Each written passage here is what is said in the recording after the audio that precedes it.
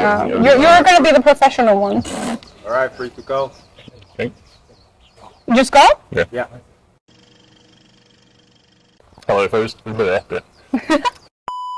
Hello, fellow shooters. I'm Stu back in Ultimate, and I'm here with...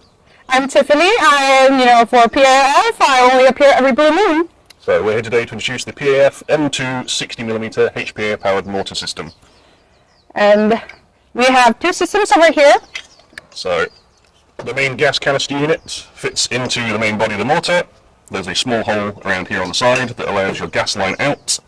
And they can be attached to anything that, for gas, for CO2, for, any sort of external gas tank, basically. Yeah, and there's a hole over here that you can stick it in and attach to it. Okay. And you can use it, you can use it however you want. So, with the main system, we have BB feed, so this will fire a shower of BBs between 40 and 50 meters, depending on the pressure used. This screws into your main gas canister unit, and then the entire assembly fits inside the tube. You can use a pedal to fire it repetitively, feeding fresh ammunition in each time. Or, we have a 37mm attachment, which fits onto the same base unit, and will allow you to fire tag-in compatible hard shell rounds. Yeah. And for this one, is everything is to real specification. Yeah. It can be to comply with local laws in various countries that ban realistic mortars. We have changed some of the critical dimensions so that you can't fire live ammunition with it. So it shouldn't be a problem legally. Yeah. So basically, the real thing it will not be like you cannot fit it inside of The mortar chute. Yeah, somewhere. We don't know. We don't know where he made the adjustments, but it is as real as it can be. But legally, yeah. So you can use the handle at the bottom here. So wind down to decrease the nozzle angle, or wind up the other way to increase your range and nozzle angle. So over here, the dovetail is integrated into the mortar housing, and you can fit standard mortar aiming devices, if you have one to hand, using the dovetail lock there. So range adjustments, spirit level bubble for angle when you're setting up. The side adjustment, if you turn it, it's like the real thing. Just, you can see it's turning slightly right, slightly right, slightly right. And then if we turn it back, it will just go back. Slightly left, and it goes left, to the left, to the left. So it's like the real thing, You have usually one person who is shooting and one person who is telling the adjustments. And then once it's at the right angle, the right... traverse. Yeah, and then we're ready to go. Okay, so now we're over with the nitty-gritties, with all the professional gibberish that I don't understand. Specifications. Yeah, only Stu knows. I don't. Now, let's test it. I know that is what everybody wants to see. Let's go. Later. So we have actually two ways of filling in the BBs. So there's actually a lot unit built in. For demonstration purposes, this is over length at the time. When the actual thing comes out, It's going to be shorter. Flush with the end, so we can just demonstrate how to load it easily. You can pour the rounds down the barrel itself, which is a bit slower, or you can unscrew the short barrel section and pour them straight into the top.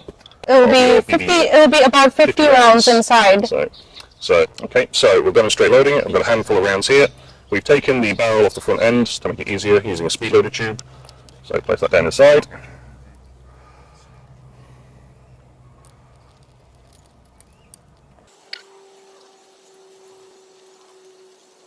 Oh, you can actually hear a really nice click-clack thing over here. It's like ASMR. Okay, I think it's getting a bit full. Alright, Yep. so take that out. And actually, we don't want to fill it all the way to the all the way up, or else there might be a possibility for it to jam Okay, it. so again, put your stub barrel on, screw on the cap, and once again, After the prototyping is finished, this will be shorter, so it fits flush with the end of the thing. This is just for demonstration purposes, so you can see how it works. Okay. And later on, with we will have the luminescent BBs, and it's going to be really cool. So you can use tracer unit with it with version 2 as well, so you can see where your rounds are flying, and it's ready to fire. So at the moment, we're using an external HPA tank through a pedal for firing.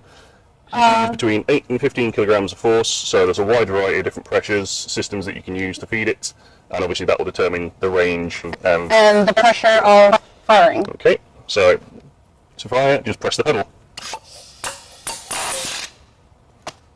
And listen.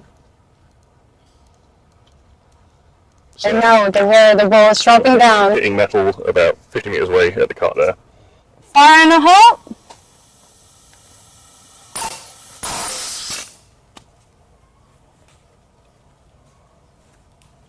Yep. So and now we can hear falling out of the trees over there, about 40 meters. Yeah. So cool. Okay, so now we'll demonstrate the 37mm tag-in compatible rounds. These are just 3D printed dummies, but you can use tag-in rounds if you have them. So we've changed for the main tube that uses the 37mm, which is inset a bit. Put the projectile in, make sure it's seated. Okay, then use a ram rod. Press it gently inside, gently, until I hit the bottom. Okay. And it's ready to go. Firing. Fire up!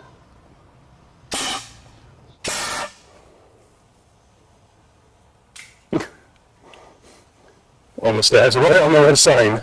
Yeah. Adjust 1 meter right. 1 meter right. Load. Ram. Loading. Firing. Fire up!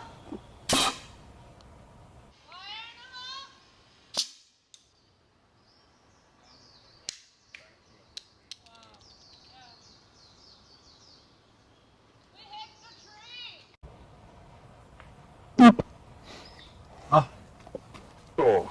Yeah. Okay, so this is pretty much it. This is our demonstration for The M2 60mm mortar from PAF. So again, 37mm tag-in compatible. Because of Taiwanese laws, we can't actually get tag-in rounds, so we 3D print these mocks. You can get them on the website as well to do it yourself. So cheap, easy, disposable if you don't want to use live rounds from tag-in.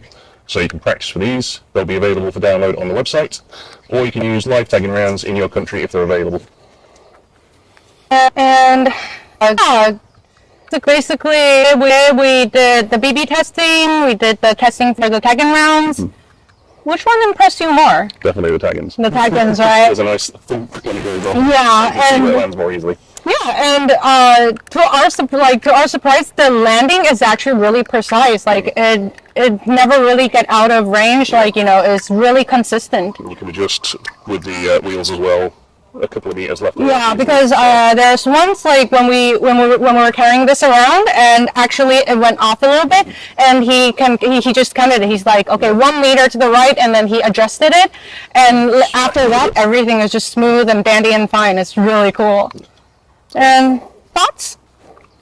Impressive. Definitely fun for milsims. Not very good for CQB unless you want to be lugging this around though. And my thoughts? That's the same. I want one. I want everything. Yeah. And again, it comes in the Black coloration for the modern or World War II olive drab as well. and for me, I think I prefer the black one. Yeah. Yeah. Yeah. I think we both prefer the black one. It's really cool. And yeah. So Thanks for watching, guys. that's for today. Thank you. Bye. See ya.